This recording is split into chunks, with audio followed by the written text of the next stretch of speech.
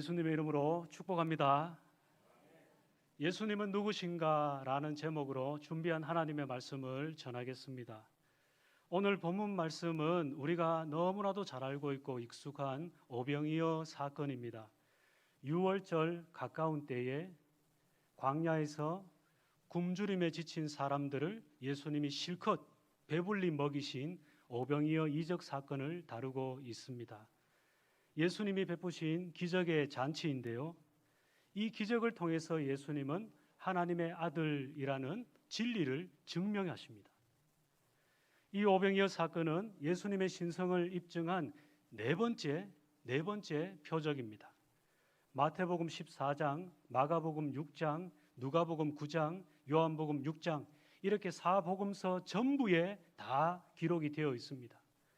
복음서의 저자들이 하나같이 빠짐없이 다 기록할 정도로 중요한 사건이고 놀라운 사건이고 실제로 있었던 충격적인 사건입니다. 그럼 이 오병이어 사건을 통해서 하나님께서 오늘 우리에게 무엇을 말씀하고 싶으신 건지, 어떤 교훈을 주시기를 원하시는 건지 말씀을 통해서 살펴보고 하나님의 은혜를 나누기를 소망합니다. 하루는 예수님이 갈릴리 지방의 빈들에 가셨습니다. 예수님이 그곳에 계시다는 소문을 많은 유대인들이 듣고 예수님이 계신 곳으로 나아왔습니다. 얼마나 많이 왔는지 4,000명, 5,000명, 몇 명일까요? 5,000명이 왔습니다. 남자만 5,000명이 왔습니다. 예수님 당시에 유대 백성들은 남자 이외에 여자와 어린아이들은 인구 계산에 포함시키지 않습니다. 그래서 여자와 어린아이들까지 다 합하면 아마도 2만 명쯤 예수님께 나아왔을 것이라고 추측을 하고 있습니다. 오늘날에도 2만 명이라는 인구가 적은 숫자는 아니잖아요. 2만 명, 많은 숫자입니다. 면에서 읍으로 성격을 하려면 인구가 2만 명 이상 되어야 합니다. 지난 3월달, 2월달에 이 인터넷 뉴스를 보다 보니까 대구 달성군 구지면의 인구가 2만 명이 넘어서 면에서 읍으로 승격을 하려고 신청을 준비하고 있더라고요. 2만 명이라는 숫자가 적은 숫자가 아닙니다. 특별히 예수님 당시에 인구가 많았을까요? 적었을까요? 그렇게 많지 않았을 것입니다. 그런데 2만 명이 종교적인 집회에, 종교적인 행사에 2만 명이 예수님께 나아왔다라는 것은 엄청난 인파가 예수님께 몰려온 것이라고 이해하시면 되겠습니다. 그러면 이 많은 사람들이 왜 예수님께 몰려왔을까요? 예수님께서 병 고치시는 표적을 보았기 때문에 왔다고 오늘 2절 말씀은 이야기하고 있습니다. 우리 2절 말씀 같이 한번 읽어보겠습니다. 2절입니다. 시작. 큰 무리가 따르니 이는 병자들에게 행하시는 표적을 보았음이로라. 아멘. 예수님의 표적을 보고 많은 사람들이 예수님께 나아왔습니다. 예수님의 능력이 신기했을 것입니다. 놀라웠을 것입니다. 그래서 많은 사람들이 예수님을 따라왔습니다. 그러나 예수님은 자신에게 찾아온 사람들이 예수님을 향한 믿음이 있기를 원하셨습니다. 하나님의 기적을 보고 하나님의 능력을 보고 믿음이 생기기를 예수님은 바라고 계셨습니다. 그런데 사람들은 그러지 않았죠. 오직 예수님의 표적만을 이유로, 목적으로 예수님을 따랐던 것입니다. 그렇다면 저와 여러분이 예수님을 따르는 이유, 목적 무엇인가요? 표적을 받기 때문입니까? 아니죠. 예수님이 구주기 때문에, 예수님이 구원자시기 때문에 우리가 예수님을 믿고 섬기며 따라가는 것 아니겠습니까? 믿으시면 아멘 합시다. 예수님은 오늘도 우리 성도들이 믿음을 갖기를 원하십니다. 하나님이 살아계심을 믿고 하나님에 대한 믿음을 갖기를 원하십니다. 또한 믿음을 잃어버리지 않기를 원하십니다.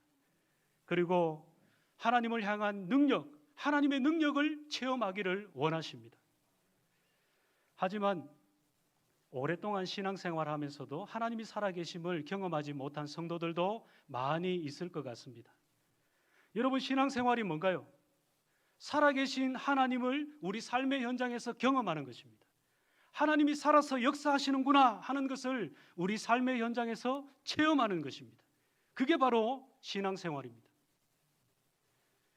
바라기는 우리 남은교회 성도들 모두가 하나님이 바라시는 믿음을 가지시기를 축복합니다. 그래서 하나님의 살아계심과 능력을 날마다 체험하는 신앙생활을 하시기를 예수님의 이름으로 축복합니다. 성도에게는 하나님이 귀하게 보시는 믿음이 필요합니다. 믿음이 필요합니다. 믿음이 필요합니다. 마태의 기록에 의하면 예수님은 자신에게 찾아온 이 무리들을 보시고 불쌍하게 여기셨다고 기록하고 있습니다. 가난하고 고달프고 팍팍한 삶을 살고 있는 굶주린 하나님의 백성들을 보시면서 긍휼하게 여기셨습니다. 로마의 압제하에서 시달리고 팍팍한 삶을 살아가고 있는 당신의 백성들을 불쌍하게 보셨습니다. 무엇보다도 그들에게는 목자가 없음을 보시고 목자 없는 양같이 유리하고 방황하는 모습을 보시고 예수님이 긍휼한 마음을 가지셨습니다. 이들은 잘못된 메시아관을 가지고 목자 없는 양같이 방황하고 있었습니다. 그래서 표적을 보고 이곳 광야까지 따라온 것입니다. 그런 그들의 영혼을 보시고 예수님이 불쌍하게 여기셨습니다. 목자 없는 양 같은 그들의 불쌍한 영혼을 보시고 예수님이 긍휼하게 여기셨습니다. 사랑하는 성도 여러분, 저와 여러분에게는 예수님과 같은 사람을 볼 때 불쌍하게 여기는 마음이 있습니까? 영혼을 바라보며 불쌍하게 여기는, 안타깝게 여기는 주님의 마음이 우리에게 있습니까?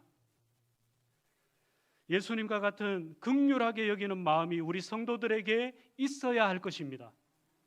잃어버린 영혼에 대한 우리 주님의 안타까운 마음이 우리에게도 있어야 할 것입니다. 코로나 터지고 전도와 선교에 대한 문이 한동안 많이 막혔습니다. 우리의 마음 또한 많이 닫힌 것 같습니다. 그리고 열정도 많이 식어진 것 같습니다. 그러나 이제는 주님의 마음을 회복할 때입니다. 주님의 마음을 회복할 때입니다. 믿음과 열정을 회복할 때입니다. 그래서 우리 마음과 삶을 주님과 복음을 위해서 드리고자 하는 헌신이 다시금 새롭게 일어나야 할 때입니다. 그렇게 되기를 원하는 분들만 아멘 합시다. 예수님은 온종일 말씀을 가르치셨습니다. 병자들을 고치셨습니다. 식사할 겨를도 없이 사역을 하셨습니다. 그리고 저녁이 되자 온종일 쫄쫄 굶고 있는 그 사람들을 보시면서 불쌍하게 여기시고 이들을 배불리 먹이셨습니다. 예수님은 이 이적을 일으키시기 전에 빌립과 대화를 나누십니다. 5절을 우리 같이 한번 읽어볼까요? 5절입니다. 시작. 예수께서 눈을 들어 큰 무리가 자기에게로 오는 것을 보시고 빌립에게 이르시되 우리가 어디서 떡을 사서 이 사람들을 먹이겠느냐 하시니 아멘. 어디서 떡을 사서 이 사람들을 먹여야 할지 빌립에게 예수님이 물어보고 계십니다. 먹일 생각을 하십니다. 자신에게 믿음으로 나아오는 사람들 아니잖아요.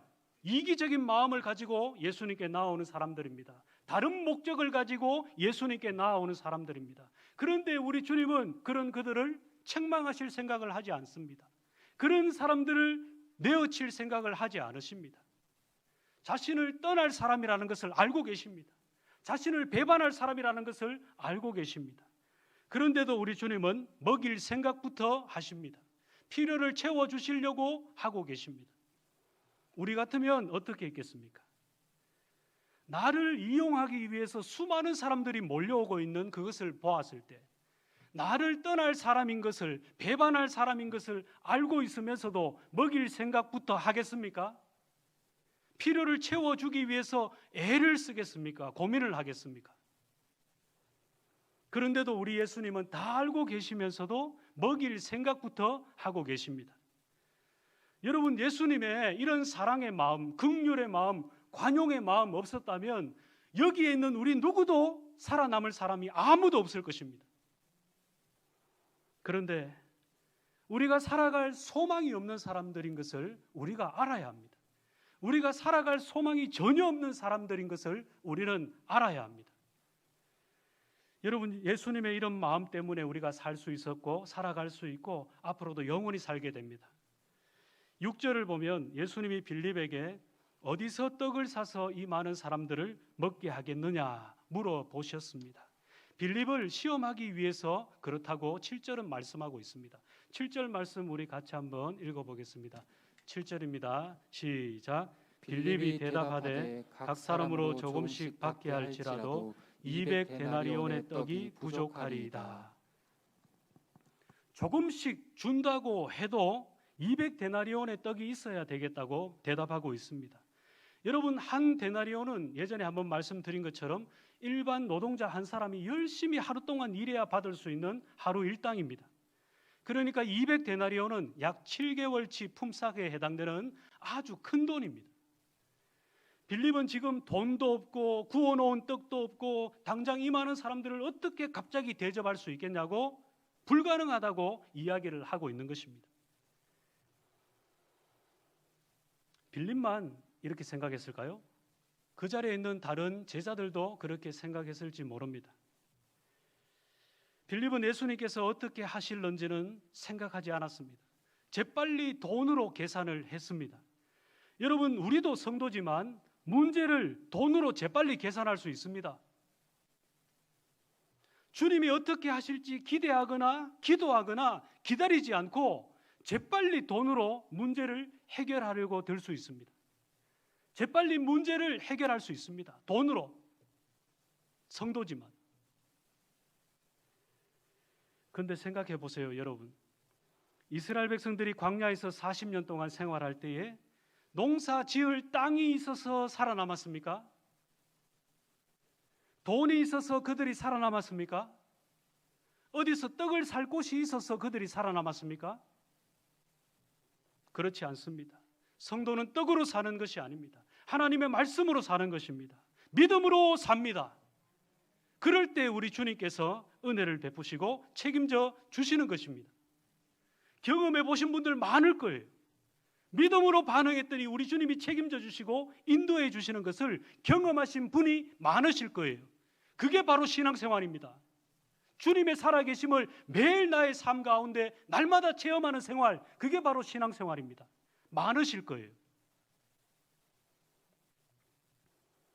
주님이 함께 하심으로 성도는 살아갈 수 있습니다. 우리도 물질 사회에 살면서 이러한 원리를, 신앙의 원리를 종종 잊어버리고 살고 놓쳐버리고 사는 것 같습니다. 예수님은 아셨습니다. 빌립과 제자들이 예수님의 능력을 믿지 못할 것을 아셨습니다.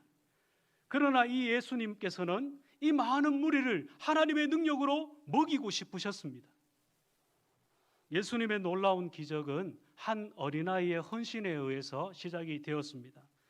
근데 이 아이가 왜 제자들에게 예수님께 자신의 도시락을 주었는지 알 수가 없습니다. 어른들이 볼 때는 별거 아닌 것처럼 보입니다. 오늘날 풍성한 풍요로운 삶을 사는 우리에게 있어서 고작 도시락 한 개 별것 아닌 것처럼 대수롭지 않게 생각될 수도 있을 것입니다. 하지만 이 아이의 입장에서 한번 생각해 보십시오. 자신의 전부일 수 있습니다. 중요할 수 있습니다. 이 도시락이 큰 것일 수 있습니다. 어떤 목사님이 그렇게 이야기하시더라고요. 이 아이는 예수님께 자신의 귀한 것을 드리고 싶었다고. 예수님의 말씀을 듣다 보니까 예수님에 대한 사랑하는 마음이 생겼고 자신의 것을 드리고 싶었다고. 아무튼 이번에는 이 제자 중에 안드레가 나서서 예수님께 말을 합니다. 9절 말씀 우리 같이 한번 읽어보겠습니다. 9절입니다. 시작. 여기 한 아이가 있어 보리떡 5개와 물고기 2마리를 가지고 있나이다. 그러나 그것이 이 많은 사람에게 얼마나 되겠사옵나이까. 예수님은 어디서 떡을 구해서 이 많은 사람들을 먹일까 물어보았습니다. 빌립에게 물었더니 재빨리 돈 계산을 했습니다. 안드레는 여기라고 대답하면서 보리떡 5개와 물고기 2마리를 예수님께 내어드렸습니다. 여기까지는 괜찮은 것 같아요. 그러나 그러면서 뒤에를 보십시오. 이것으로 어림없다는 식으로 이야기를 합니다. 빌립과 마찬가지로 안드레 역시도 믿음이 없는 이야기를 하고 있는 것입니다. 인간적인 생각만을 하고 있는 것입니다. 물론 현실적으로 보면 이 작은 도시락 하나 누구 코에 붙일까 생각할 수 있을 것입니다. 보리떡 5개는 보리떡은 이 갈릴리 지방의 서민들이 먹던 일반적인 음식이었습니다. 서민들의 양식이었습니다. 물고기는 멸치같이 작은 이런 물고기 생선이었습니다. 그것이 얼마나 되겠습니까? 따라서 그렇게 반응할 수도 있었을 것입니다. 그러나 예수님의 기적을 지금까지 몇 번이나 본 제자들입니다. 그렇다면 분명 다른 고백이 제자들 입에서 나와야 합니다. 그동안 예수님의 기적을 몇 번이나 체험했으면서도 여전히 믿음 없는 말을 하면 곤란합니다. 우리도 하나님의 능력을 체험했으면서도 기도응답을 받았으면서도 하나님의 살아계심을 내 삶 가운데 느꼈으면서도 여전히 믿음 없는 소리를 하면 안 된다는 것입니다. 곤란합니다. 사랑하는 성도 여러분, 믿음 있는 우리가 되기를 소망합니다. 믿음으로 바라보고 믿음으로 고백하는 믿음 있는 성도들이 되기를 소망합니다. 10절을 보면 예수님께서는 제자들에게 사람들을 잔디에 앉히라고 말씀을 하십니다. 마가복음을 살펴보니까 100명씩 50명씩 이렇게 앉혔다고 기록이 되어 있습니다. 그러니까 질서 있게 이 사람들을 앉혀놓은 것입니다. 그룹별로 50명, 100명씩. 그리고 11절 말씀을 보면 이 양식을 주신 하나님 아버지께 예수님께서 감사 기도를 드렸습니다. 잠시 그런 생각을 해보았습니다. 보잘것없는 도시락 하나를 가지고 2만 명이나 보는 이 많은 사람들 앞에서 하나님 아버지께 감사 기도를 드리고 있는 이 장면, 그룹별로 50명씩 100명씩 이렇게 질서 있게 잔디밭에 앉혀놓고 하나님 아버지께 기도하고 있는 이 모습, 마치 개콘을 보는 듯한 좀 어이없는 그런 생각이 들 수도 있겠다라는 생각이 듭니다. 그러나 우리 예수님은 진지한 기도를 하셨습니다. 진실한 기도를 드리셨습니다. 감사의 마음을 가지고 형식적인 기도가 아니라 감사의 마음을 가지고 진실한 기도, 진정성 있는 기도를 하나님 아버지께 드렸습니다. 우리의 모습도 이런 모습이어야 되겠다라는 생각이 설교를 준비하면서 들었습니다. 우리 같으면 별것 아닌 것에 감사가 나오겠습니까? 소고기 스테이크가 아니라 라면, 신라면 하나 나오는데 감사할 수 있겠습니까? 물론 라면을 좋아하시는 분은 감사할 수 있을 것입니다. 저희 자녀들 같은 경우에는 라면에 환장을 합니다. 감사가 터져 나옵니다. 아무튼 아무리 소박한 음식이라도 아무리 사소한 일이라도 감사의 이유를 찾고 진지하게 진실하게 범사에 감사드리고 감사의 기도를 드려야 하지 않을까라는 생각이 들었습니다. 사랑하는 성도 여러분, 여러분은 평범한 일상생활 속에서 하나님의 은혜를 찾고 발견하며 감사를 드리고 계십니까? 우리 하나님 아버지께서 너무나 기뻐하시는 게 감사 올려드리는 것입니다. 바라기는 모든 삶 속에서 진실한 감사가, 진정성 있는 감사가 우리 삶 가운데 풍성하기를 주님의 이름으로 축복합니다. 하나님 아버지께 감사 기도를 드리신 예수님께서 사람들에게 나누어 주라고 제자들에게 떡과 고기를 나누어 주었습니다. 여러분, 여기서 기적이 일어났습니다. 예수님은 한 아이의 도시락으로 이 보리떡 5개와 물고기 2마리로 수많은 무리들을 먹이셨습니다. 그들이 원하는 대로 갖다 주었습니다. 여러분, 이런 일이 어떻게 가능할 수 있겠습니까? 그것은 예수님이 창조주 하나님이시고 전능하신 하나님이시기 때문에 가능한 것입니다. 그 모습을 본 제자들과 무리들의 반응 어땠을까요? 우리가 그 현장에 있었다면 어떤 마음이 들었을까요? 아주 놀랍고 신기했을 것입니다. 세상에 이런 일이 충격적이었을 것입니다.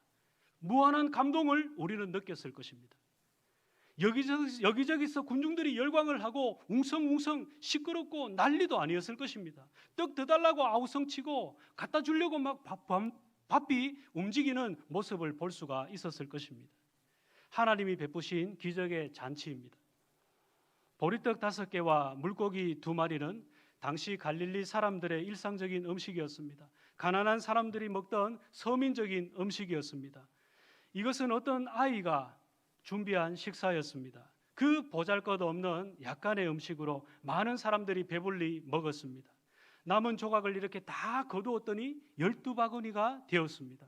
여러분, 하나님이 베풀어 주시는 은혜는 결코 인색한 것이 아닙니다. 하나님은 풍성하게 은혜를 베풀어 주십니다. 그것을 본 사람들은 놀랐을 것입니다. 충격을 받았을 것입니다. 감동의 도가니였을 것입니다. 무리들은 당장이라도 예수님을 왕으로 추대하려고 하고 있습니다. 15절을 보니까 사람들이 예수님을 왕으로 삼으려고 했다고 기록되어 있습니다. 15절 말씀 우리 같이 한번 읽어보겠습니다. 15절입니다. 시작. 그러므로 예수께서 그들이 와서 자기를 억지로 붙들어 임금으로 삼으려는 줄 아시고 다시 혼자 산으로 떠나 가시니라. 아멘. 우리 예수님 어떻게 하셨습니까? 그들의 의도를 아시고 그 자리를 피하셨습니다. 제자들을 황급히 갈릴리 바다로 보내시고 자신은 급히 산으로 올라가셨습니다. 홀로 산으로 올라가셨습니다. 왜 피하셨을까요? 그냥 왕으로 추대되어도 되지 않을까요? 예수님 스스로도 이미 왕다운 모습을 보여주셨습니다. 하나님의 아들의 능력을 이미 스스로 보여주셨습니다. 왕으로 추대되어도 되지 않겠습니까? 왜냐하면 사람들이 원하는 왕의 모습과 예수님이 원하시는 왕의 모습이 전혀 달랐기 때문입니다. 여러분, 예수님의 나라는, 하나님의 나라는 이 땅에 속한 것이 아니었습니다. 그리고 예수님이 세상의 왕으로 이 땅에 군림하시기 위해서 인간의 몸으로 성육신하신 것도 아니었기 때문입니다. 예수님의 목적은 오로지 십자가 하나였습니다. 하나님을 기쁘시게 하는, 하나님의 뜻을 이루어 드리는 십자가 하나였습니다.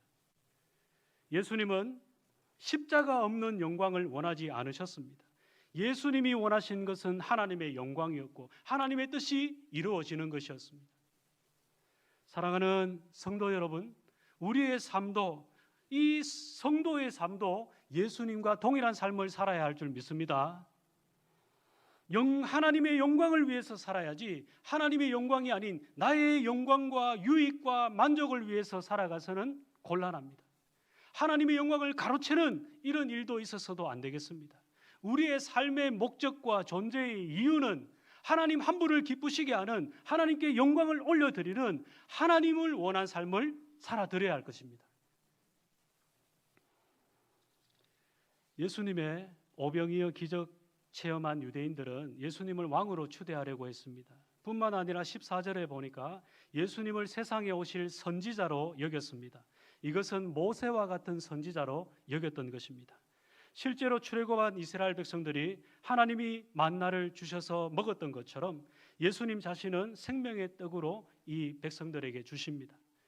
유대인들은 이 예수님의 이적을 신명기 18장 15절에 나오는 말씀과 연결을 시킵니다. 하나님께서 모세와 같은 선지자를 일으키시겠다고 하신 말씀과 결부를 시킵니다.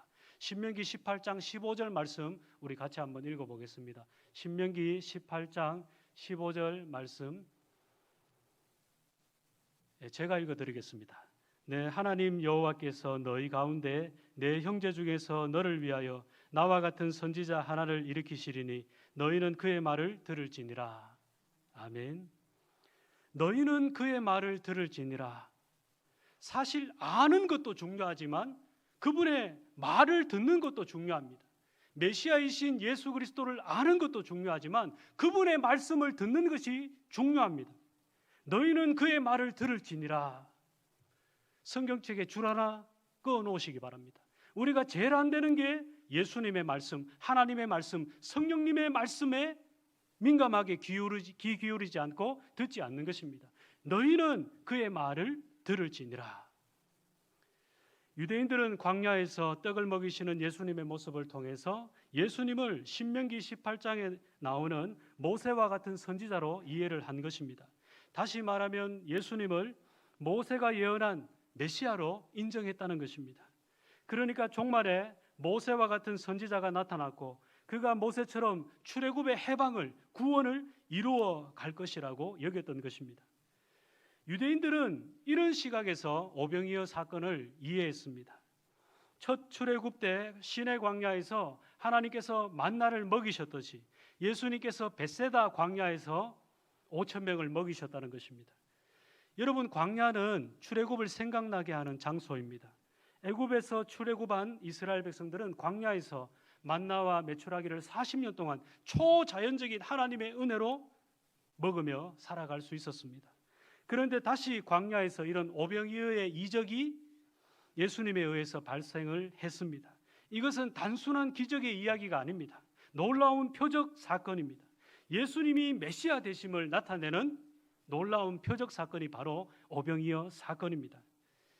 유대인들은 예수님께서 로마로부터 독립시키고 해방해 줄 것을 기대했습니다. 정치적으로는 그런 기대를 했습니다. 경제적으로는 만나와 무리바의 물 같은 경제적인 풍요로움을 기대했었습니다. 그런 정치적인 메시아, 다윗과 같은 강력한 군사적인 메시아, 그런 메시아를 꿈꾸며 기다리고 있었습니다. 그래서 예수님을 왕으로 삼으려고 했던 것입니다. 자신들의 정치적인 자유, 경제적인 풍요, 사회적인 안정감을 가져다 줄 메시아로 예수님을 기다렸고 그 예수님을 왕으로 삼으려고 했던 것입니다. 그러나 여러분, 예수님이 광야에서 굶주린 무리들을 먹이신 것은 예수님 자신이 생명을 주시는 하나님이심을 보여주는 표적입니다. 예수님은 생명을 주시는 하나님이십니다. 예수님 자신이 생명이십니다. 이렇듯 하나님의 구원이 그리스도 예수 안에 있는 모든 사람들에게 영향을 미칩니다. 예수님을 믿는 모든 사람들에게 예수님을 통한 하나님의 구원의 은혜가 있습니다. 예수님을 통한 진정한 자유와 해방이 있습니다. 위대한 하나님의 승리가 예수님을 통해서 있습니다. 말씀을 맺겠습니다. 오늘 본문 말씀을 통해서 예수님께서는 자신에게 나아오는 무리들을 어떻게 먹일까 양식 걱정을 하셨습니다. 그리고 오병이어 기적 사건을 통해서 그들을 먹이셨습니다. 예수님은 오병이어 사건을 통해서 예수님이 누구신지 정체성을 드러내 보여주십니다.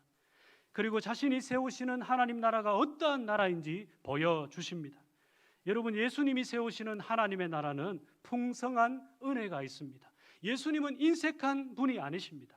풍성한 은혜가 있습니다. 그 풍성한 은혜를 보여주는 사건이 바로 오병이어 이적 사건이라는 것입니다. 오늘 우리는 말씀을 통해서 예수님은 전능하신 하나님이심을 알았습니다. 예수님은 생명이시고 생명을 가져다 주시는 능력의 하나님이심을 알았습니다. 그렇다면 우리가 어떻게 해야 되겠습니까? 그 주님을 의지해야 되지 않겠습니까? 그 전능하신 하나님, 능력의 하나님, 생명을 주시는 생명이신 하나님, 그분을 의지해야 되지 않겠습니까? 아무것도 아닌 세상의 것들, 능력도 힘도 아무것도 없는 것들을 의지하고 변하는 것들을 의지하다 보면 우리는 실망하게 되고 슬픔에 잠기게 됩니다. 영원히 변하지 않는 하나님, 영원히 변하지 않는 말씀, 영원히 변하지 않는 성도의 구원을 믿으면서 그분을 의지해야 될 것입니다. 예수 그리스도를 의지하는 삶을 살 때 그분이 진정한 성도입니다. 사랑하는 성도 여러분, 진정한 예수님이 기뻐하시는, 예수님을 의지하는, 예수님이 기뻐하시는, 예수님을 의지하는 믿음의 성도들이 다 되시기를 예수님의 이름으로 축복합니다. 그래서 구원의 은혜를 누릴 뿐만 아니라 진정한 자유와 풍성함과 하나님의 위대한 승리를 맛보고 체험하는 사랑하는 성도 여러분 되시기를 예수님의 이름으로 축복합니다. 하나님 아버지 감사합니다. 목자 없는 양 같은 저희들을 불쌍히 여기셔서 예수님을 보내주시고 구원하여 주심을 감사합니다.